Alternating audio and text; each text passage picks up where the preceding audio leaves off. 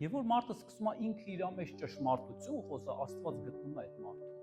Գտնում է այդ մարդուն։ Ու ասում է, ես քեզ դրեցի, որ իմ հետևից գաս ու պտուղ բերես։ Տեսեք, այն խոսքը կարդացին, որ Աստված ծարավին կենաց ջուր է տալիս։ Ծարավին, կենաց ջուրը ինչի համար է, գիտեք։ Կենաց ջուրը նրա համար է, որ պտուղ բերեք։ Հիշում եք, այնցի են չարի ու բարու ծառից մի հատ է ծառ կար, ետևում հիշում եք, որ ծառն էր։ Կենաց ծառն էր, կյանքի ծառն էր, որ այդ ծառից ուտում էին Ադամն ու Եվան, իրանք ապրում էին, չէին մահանում, կյանք էր տալ, այսինքն այդ ծառի պտուղը կյանք էր տալ։ Գիտեք, Աստված ամեն մեկից ուզում է ծառ տեսնի, որ ամեն մեկս լինենք այդ կենաց ծառը, բայց այդ կենաց ծառը լինելու համար մենք պետք է Աստծու կենաց ջրով ջրվի, մեր արմատները պետք է ջրվի այդ ջրով, ու մենք Քրիստոսի հետևից գնա ունենանք այդ պտուղները, որտեղ քո ամեն պտուղը, քո այն բարի Աստծու պտուղը, որ դու կբերես,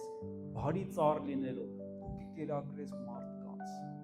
դու կկերակրես քո ընտանիքի անդամներին, քո հարևաններին, այդտեղ սկսում է ընտանիքից, հարևաններից, գործի տեղից եւ այլ, այդտեղ դու կարաս կերակրես մարդկանց այն բարի պտուղով, ինչ որ Աստված քո մեջ դրել է։